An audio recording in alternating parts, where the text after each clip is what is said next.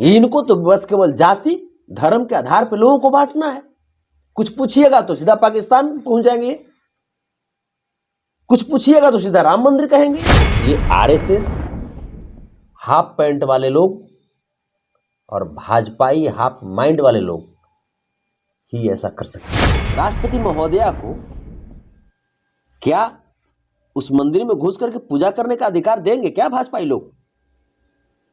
शबरी माता के वंशज हैं वो। ये कैसे प्रधानमंत्री है? प्रधानमंत्री तो होना चाहिए कि जो गरीब गुरबे जो लोग हैं, जो चाय छान रहे हैं, खुद चाय छान करके प्रधानमंत्री बन गए और वहां से मैसेज क्या दे रहे हैं कि हम तो बन गए प्रधानमंत्री, अब तुम लोग चाय छानो। जो अपने घर के देवियों का सम्मान नहीं कर रहे हैं, वो क्या बात करेंगे सनातन धर्म की देवियों के सम्मान की? सनातन धर्म का घोर अपमान भाजपाई लोग कर रहे हैं। राम मंदिर अभी देश में सुर्खियों में है। 22 जनवरी को नरेंद्र मोदी जी ने बिहार से 55 लाख लोगों को बुलाया गया है वहां पे अयोध्या में। क्या आपको भी बुलावा आया है? आप भी जा रहे हैं क्या? 2014 में 55 लाख करोड़ हमारे देश पे कर्ज थी। आज के डेट में 205 लाख करोड़ हमारे देश पे कर्ज हो चुकी है। चुनाव आती है तो कभी बोलते हैं कि प्रतिवर्ष 2 करोड़ सरकारी नौकरी देंगे, और जब चुनाव खत्म हो जाती है तो बोलते हैं कि जुमले थे। जब चुनाव आती है तो बोलते हैं कि 15 लाख रुपए हर एक अकाउंट में देंगे, जब चुनाव खत्म तो बोलते हैं कि जुमले थे। नमस्कार, मैं आप सबका भाई अमलेश भंडारी और अभी आप देख रहे हैं हमारे साथ में संतोष रेणु यादव जी हैं। यदुवंशी सेना के राष्ट्रीय अध्यक्ष, आरजेडी के काफी करीबी, तेजस्वी यादव के काफी करीबी हैं। स्वागत करना चाहेंगे। कैसे हैं सर? बहुत बढ़िया, आप कैसे हैं? मैं भी बहुत अच्छा हूँ। कई सारे चर्चाएं चल रही है, देश दुनिया की खबरें भी देख रहे हैं कि काफी ज्यादा चरम में है। राम मंदिर तो कभी आरजेडी तो कभी बीजेपी, बहुत सारी चर्चाएं चलती है। आपने कई सारे बयान आपने दिया है जिसमें यह देखा जाता है कि आप बीजेपी को घेरते हुए नजर आ रहे हैं, नरेंद्र मोदी के खिलाफ बोलते रहते हैं। क्या वजह हो सकती है? नहीं, हम नरेंद्र मोदी जी के खिलाफ नहीं बोल रहे हैं, बल्कि जो भारतीय जनता पार्टी की जो विचारधारा है, जो मनुवादी सामंतवादी विचारधारा या जो भी है फूट करो और राज करो वाली जो नीति है अंग्रेजों की तरह, या हिटलर शाही जो उनकी व्यवस्था है, इसके खिलाफ हम बोलते हैं। नरेंद्र मोदी जी से हमारा क्या नफरत है? ऐसा कुछ नहीं। वो जिस विचारधारा के तहत वो अभी देश को बर्बाद कर रहे हैं, जनमानस को रुला रहे हैं, उस विचारधारा का विरोध करते हैं। जो विचारधारा हमारे देश की बेटियों को, सम्मानित बेटियों को, जिन्होंने मेडल ला करके देश के ताज में 4 चांद लगाया, उन बेटियों के खिलाफ जो उनकी विचारधारा होती है, उस विचारधारा के खिलाफ हम बोलते हैं। जो किसान जो अन्न उगा करके इन नेताओं के बच्चों का पेट पालते हैं, उन्हीं किसानों को जो आतंकवादी कहती है भारतीय जनता पार्टी, उस भारतीय जनता पार्टी की उस विचारधारा के खिलाफ बोलते हैं जो किसानों का 3 लाख माफ़ नहीं करती, बल्कि गौतम अडानी और अंबानी का 25 लाख करोड़ माफ़ कर देती है, बजाय किसानों के 3 लाख करोड़ के माफ़ी के बजाय। क्योंकि वो किसान 1.5 साल तक मात्र 3 लाख करोड़ माफ़ी की बात कर रहे थे, कर्ज माफ़ी की बात जी, उनका नहीं किया, और 25 लाख करोड़ अडानी अंबानी का माफ कर दिया। हम भारतीय जनता पार्टी के उस विचारधारा के विरोध में खड़े रहते हैं, जिस विचारधारा के तहत आज देश के ऊपर 2014 के मुकाबले लगभग 4 गुना यानी 400% कर्ज बढ़ गया। 2014 में 55 लाख करोड़ हमारे देश पे कर्ज थी, आज के डेट में 205 लाख करोड़ हमारे देश पे कर्ज हो चुकी है। आप समझिए, हम भारतीय जनता पार्टी की उस जुमलेबाजी विचारधारा के खिलाफ हैं। जो चुनाव आती है तो कभी बोलते हैं कि प्रतिवर्ष 2 करोड़ सरकारी नौकरी देंगे, और जब चुनाव खत्म हो जाती है तो बोलते हैं कि जुमले थे। जब चुनाव आती है तो बोलते हैं कि 15 लाख रुपए हर एक अकाउंट में देंगे, जब चुनाव खत्म तो बोलते हैं कि जुमले थे। हम भारतीय जनता पार्टी के ऐसे विचारधारा के खिलाफ है, क्योंकि आप जनमानस को ऐसा करके क्यों ठगते हैं? मेरी बस स्पष्ट ये मांग है। अच्छा, अभी चर्चा चल रही है राम मंदिर। राम मंदिर अभी देश में सुर्खियों में है। 22 जनवरी को नरेंद्र मोदी जी ने बिहार से 55 लाख लोगों को बुलाया गया है वहां पे अयोध्या में। क्या आपको भी बुलावा आया है? आप भी जा रहे हैं क्या?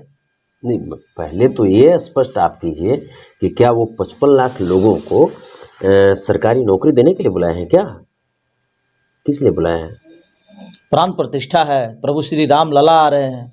तो रामलीला पहली बार आ रहे हैं क्या? रामलीला आज आ रहे हैं, 22 जनवरी को आ रहे हैं, इसके पहले रामलीला नहीं आए थे। रामलला अभी आ रहे हैं क्या? पुनः अपने भवन में फिर से विराजमान होंगे। भवन बन गया? भवन तो कार्य पूरा रेडी है लगभग।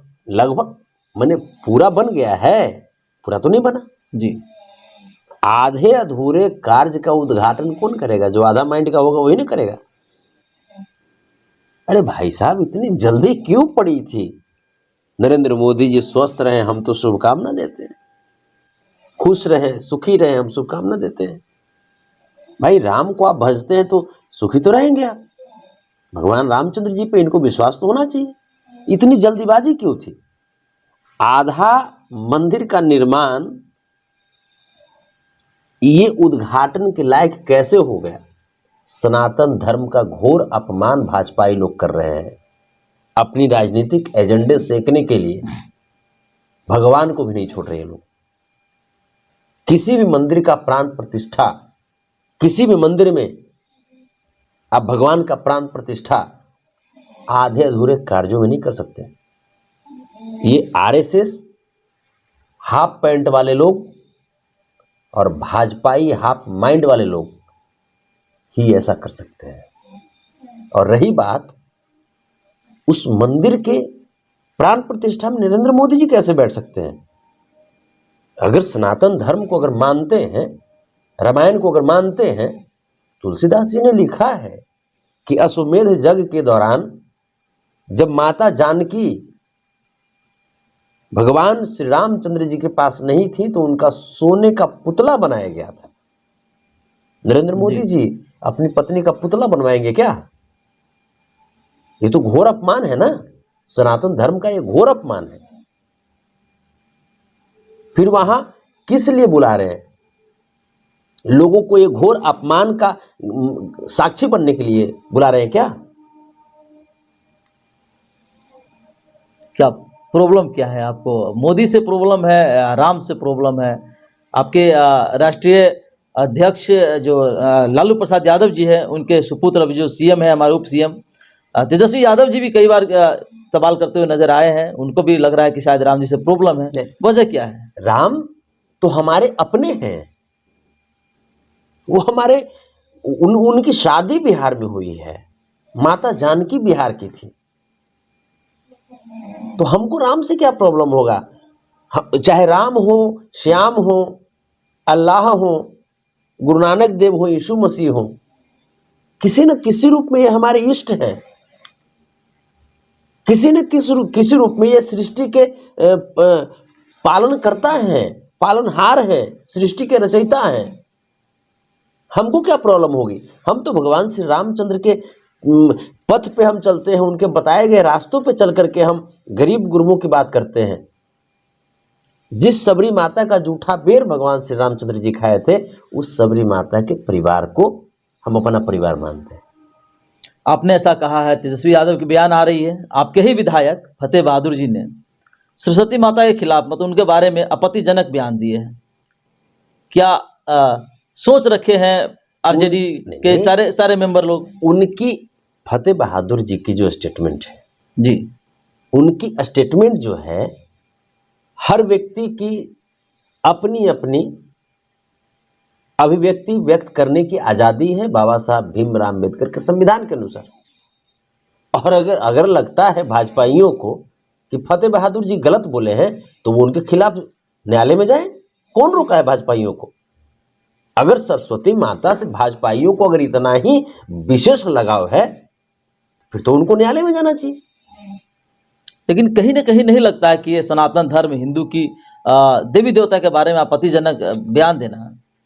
मैं आपको बता रहा हूं कि देवी देवता के बारे में क्या बयान देना चाहिए या क्या नहीं देना चाहिए, हमको भाजपा वाले सिखाएंगे क्या? भाजपा ही लोग को कब से नॉलेज हो गया कि देवी देवता का कैसे सम्मान किया जाता है? इनको कब से नॉलेज हो गया? अपमान भी तो नहीं कर रहे हैं। जो अपने घर के देवियों का सम्मान नहीं कर रहे हैं, वो क्या बात करेंगे सनातन धर्म की देवियों के सम्मान की? अपने घर में बैठी हुई देवियों का अपमान करने में कोई कोर कसर छोड़ रहे हैं क्या भाजपाई लोग?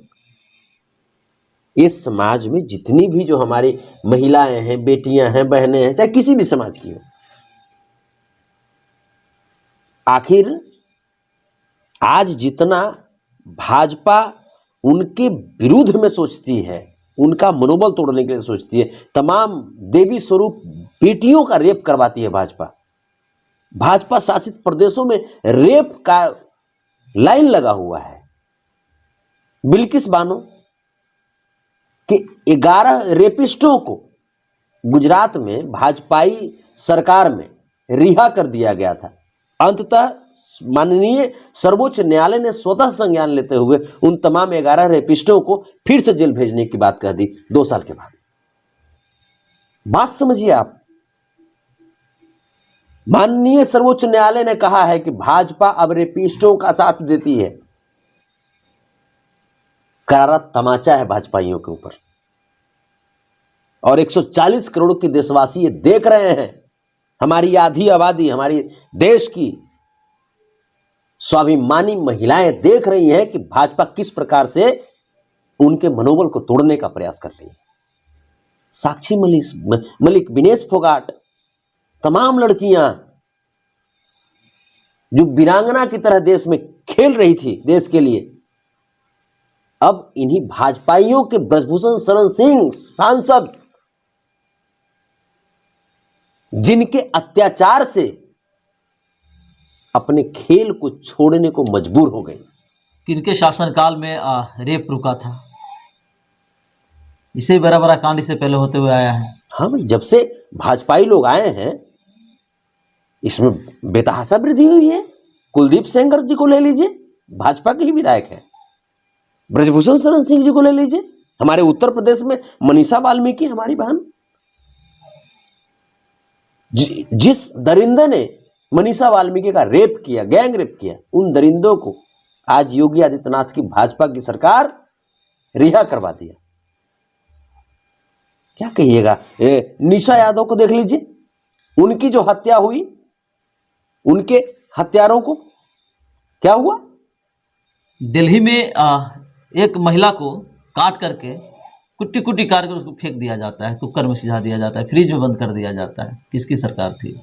एक लड़की को सरेआम गलियों में 56 बार चाकू से वार किया जाता है और उसको हत्या कर दिया जाता है।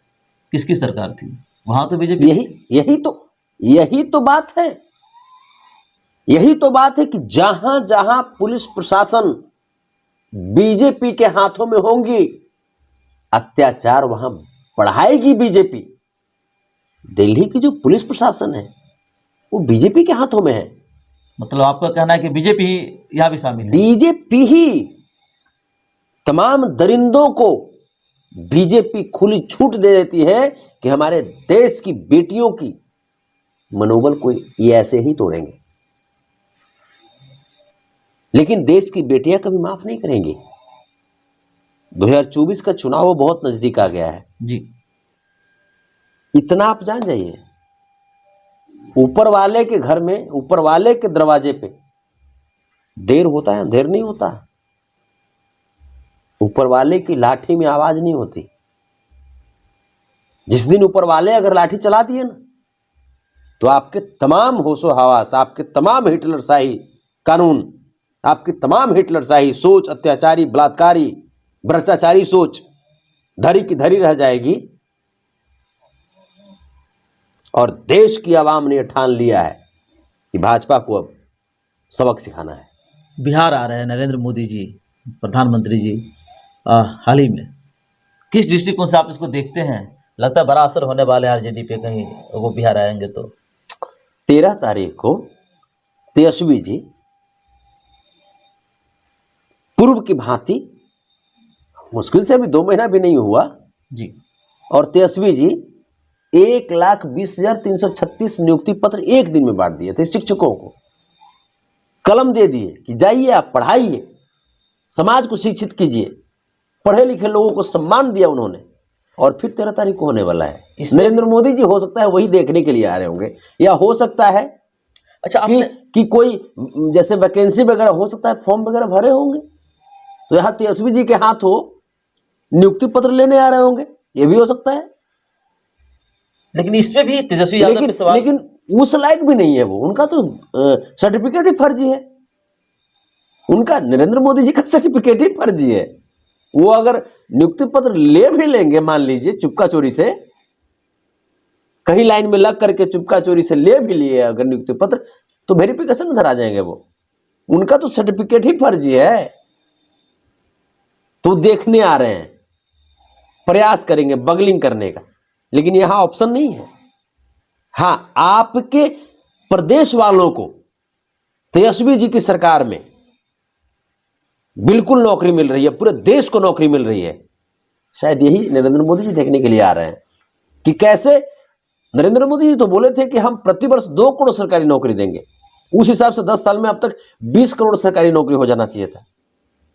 एक नौकरी पर कम से कम 5 लोग इतना तो निर्भर होते हैं कि उनका दाना पानी चल जाएगा। अगर 20 करोड़ सरकारी नौकरी होती अब तक हमारे देश के युवाओं को, तो हमारे देश के युवा सशक्त होते, हमारे देश के युवा आत्मनिर्भर होते, और 100 करोड़ जो हमारी जो आबादी जो आज रोजगार के वजह से, बेरोजगारी के वजह से दाने दाने को मोहताज रहती है, वो आबादी हमारी कम से कम कुछ हद तक संपन्न रहती। ये तो पढ़े लिखे लोगों को पकौड़े तलवाने लगते हैं, चाय छरवाने लगते हैं, बताइए। ये कैसे प्रधानमंत्री है? प्रधानमंत्री तो होना चाहिए कि जो गरीब गुरबे जो लोग हैं, जो चाय छान रहे हैं, खुद चाय छान करके प्रधानमंत्री बन गए, और वहां से मैसेज क्या दे रहे हैं कि हम तो बन गए प्रधानमंत्री, अब तुम लोग चाय छानो। ये क्या है मजाक? आपके कॉलेज, आपके यूनिवर्सिटी, आपके यूजीसी, आपके मंत्रालय को, आपकी सरकार को फी दिया है हमारे छात्रों ने, मजदूर किसान के बाल बच्चों ने। आप जब लोन देते हो बैंक से पढ़ाई के नाम पे, तो वो लोन का पैसा भी आप कॉलेज में फी के जरिए, कॉलेज से यूनिवर्सिटी, यूनिवर्सिटी से यूजीसी, यूजीसी से मंत्रालय, और मंत्रालय से आप खुद ले लेते हो पैसे, और फिर भी उन विद्यार्थियों पे, विद्यार्थी के माता पिताओं पे फिर भी वो लोन बना का बना रह जाता है, और वो चुकाने में दम तोड़ देते हैं। जबकि आप पैसा दे करके सर्टिफिकेट उनको दे देते हो, वो सर्टिफिकेट किस काम का, जब उस सर्टिफिकेट के तहत, उस सर्टिफिकेट के आधार पे आप नौकरी नहीं दे रहे हो। ये तो विद्यार्थियों के साथ अत्याचार है, अन्याय है, किसानों के साथ, मजदूरों के साथ। इनके तो बाल बच्चे, बड़े बड़े बाल बच्चे, इनके तो जाकर के विदेश में बिजनेस करेंगे, गरीब गुरबे क्या करेंगे बताइए। ये जैसे लोन माफ किसका करेंगे? 25 लाख करोड़ रुपए अडानी अंबानी का, विद्यार्थियों का लोन माफ थोड़ा करेंगे ये। कितने विद्यार्थी फांसी लगा लेते हैं, आत्महत्या कर लेते हैं, इन्हीं कर्ज के तले दब करके। इनको क्या पता विद्यार्थी जीवन में कितना कष्ट होता है। तो ये हम लोग जानते हैं, घूमते हैं, गांव में घूमते हैं, पगडंडियों पे घूमते हैं, किसानों से मिलते हैं, मजदूरों से मिलते हैं। इनको तो बस केवल जाति धर्म के आधार पर लोगों को बांटना है। कुछ पूछिएगा तो सीधा पाकिस्तान पहुंच जाएंगे, कुछ पूछिएगा तो सीधा राम मंदिर कहेंगे। अरे भैया, खड़े खंभ में राम, हम में राम, तुम में राम, सब में राम है। ये राम के नाम पे अपनी राजनीतिक रोटी मत सेको, कुछ काम भी दे दो लोगों को। राम का नाम यूं ही बदनाम मत करो, ये घोर अन्याय होगा, घोर पाप होगा। राम भी अपने प्रजा को सुखी संपन्न देखना चाहते थे, ठीक है। राम का नाम लेकर के आप उनके बनाए गए, उनके द्वारा रचे गए संतानों को जितना कष्ट दे रहे हो, भगवान रामचंद्र भी रो रहे होंगे भाजपाइयों का ये काला करतूत देख करके। भगवान कभी चाहते हैं कि कोई उनका बच्चा कोई कर्ज के तले दब करके सुसाइड कर ले? भगवान चाहेंगे? नहीं, वो क्यों चाहेंगे बताइए। भगवान कभी चाहेंगे कि किसी बेटियों का रेप करने वाला जो व्यक्ति हो वो वही हो जो उनके नाम पे राजनीति करता है? वो चाहेंगे कभी? तो ये लोग राम के नाम पे राजनीति करके और सिर्फ अपनी पॉलिटिकल रोटी सेकते हैं। और रही बात कि बिहार से जो आपका जो पहला क्वेश्चन था कि बिहार से जो 55 लाख लोग को वहां बुला रहे हैं, क्योंकि इनकी बात कोई सुन नहीं रहा, इनकी रैलियों में भीड़ आती नहीं, लोग आते नहीं, जानते हैं कि जुमलेबाजी करेगा ये, तो अपनी बात सुनाने के लिए एक राम मंदिर का बहाना किए हैं और वहां बुलाए हैं। राष्ट्रपति महोदया को क्या उस मंदिर में घुस करके पूजा करने का अधिकार देंगे क्या भाजपाई लोग? शबरी माता के वंशज हैं वो, बिल्कुल देंगे क्या? जिस तरह मांझी जी को अभिभावक स्वरूप है, क्या उनको अवसर मिलेगा? भाजपाई लोग देंगे? सवाल यहां बनता है, जगत गुरु शंकराचार्य चार जगत गुरु, क्या उनको इनविटेशन मिला है? वो तो नहीं जाने के लिए बोल रहे हैं, वो तो बोल रहे हैं कि जहां मोदी रहेंगे वहां नहीं जाएंगे हम। वो बोलते हैं कि सीधा जगत गुरु का कहना है, शंकराचार्य जी का कहना है कि मोदी जो है राम के नाम पर राजनीति करते हैं। कहता है राम मंदिर बना दिया, ये किया वो किया। राम मंदिर कौन बनाया? भाजपाइयों ने बनाया। राम मंदिर तो माननीय सुप्रीम कोर्ट के आदेश के बाद बना। जो राम मंदिर न्यास समिति है, उस समिति का भी लड़ाई है भाजपाइयों से। वो न्यास समिति कह रही है कि हमारा जो हक है वो छीन लिया, भाजपाई लोग सब घोटाला कर गए। क्या राम मंदिर में 1400 जो लोग जो लखनऊ में इस ठंड कड़कड़ाती ठंड में बेघर किए गए भाजपाई बुलडोजर के द्वारा, क्या उन लोगों को भी बुलाएंगे क्या मोदी जी? तो अभी घोर अत्याचार चल रहा है, घोर अत्याचार है। अच्छा, अभी मध्य प्रदेश के नवनियुक्त मुख्यमंत्री जी बिहार आ रहे हैं, डॉक्टर मोहन यादव जी, तो इससे तो बड़ा प्रभाव पड़ने वाला है लगता है यादव समाज पे, यादव फैक्टर पे। क्यों? यादव समाज से वो भी है। ठीक है, आ रहे हैं, अगर सामाजिक तौर तरीके पे बात करेंगे अच्छी बात है, अच्छी बात है। वो बिहार की उस मिट्टी को चूमने आ रहे हैं, बिहार की उस मिट्टी को सलाम करने आ रहे हैं जिस बिहार की मिट्टी ने जातीय आधारित गणना करके और नरेंद्र मोदी को मजबूर कर दिया, भाजपाइयों को मजबूर कर दिया कि बैकवर्ड के बेटा को, एससी एसटी के बेटा को सम्मान दो, एससी एसटी के बेटी को, बैकवर्ड के बेटी को, अल्पसंख्यक के बेटा बेटी को सम्मान दो, मजबूर कर दिया। यह लालू प्रसाद यादव की धरती है, जयप्रकाश नारायण जी की धरती है। इस धरती ने मजबूर कर दिया उनको, और तब जाकर के डॉक्टर मोहन यादव को मध्य प्रदेश का मुख्यमंत्री बनाए। वो बिहार की मिट्टी का शुक्रिया अदा करने के लिए आ रहे हैं, और भाजपाई लोग समझ रहे हैं कि कुछ और बात है। वो बिहार के यादवों को धन्यवाद कहने आ रहे हैं कि बिहार के यादवों, आपने लालू प्रसाद यादव के रूप में एक ऐसा ब्रांड मिस्टर यादव बना दिया जो पूरे विश्व को राजनीतिक सिखा रहे हैं। पूरा विश्व का राजनीति इनके इर्द गिर्द घूमता रहता है। इस धरती को वो नमन करने आ रहे हैं। आरजेडी के प्रवक्ता से अधिक आपको देखा है कि आरजेडी के समर्थन में बीजेपी को घेरते हुए, तो डायरेक्ट आरजेडी आपको प्रवक्ता ही क्यों न घोषित कर देते हैं? नहीं, ये कहाँ की बात है। हमसे बहुत टैलेंटेड लोग हैं आरजेडी में। हम तो एक छोटा सा पौधा हैं, हम तो एक छोटा सा पौधा हैं।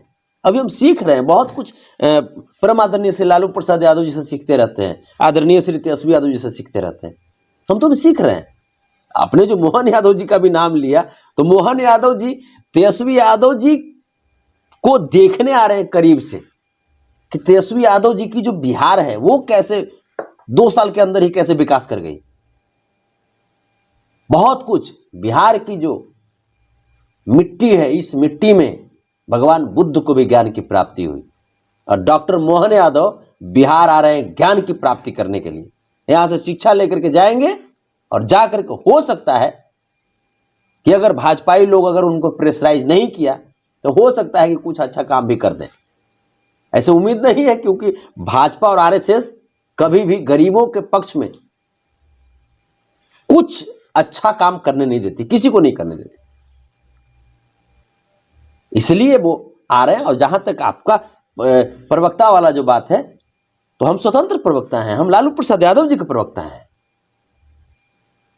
लालू प्रसाद यादव जी हमें प्रोत्साहित करते हैं, उनका जो उनका पूरा जीवन प्रेरणा स्रोत है हमारे लिए। उनके संघर्षों को हम पढ़ते हैं, उनसे प्रेरणा लेते हैं।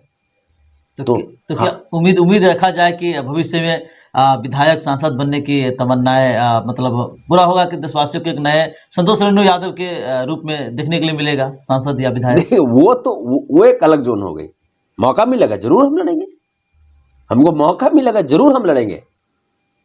और मजबूती के साथ, जिस प्रकार से लालू प्रसाद यादव जी जब बोलते थे तो सन्नाटा छा जाती थी पार्लियामेंट में, जब गरीब गुरबों की बात, शोषितों वंचितों की बात रखते थे,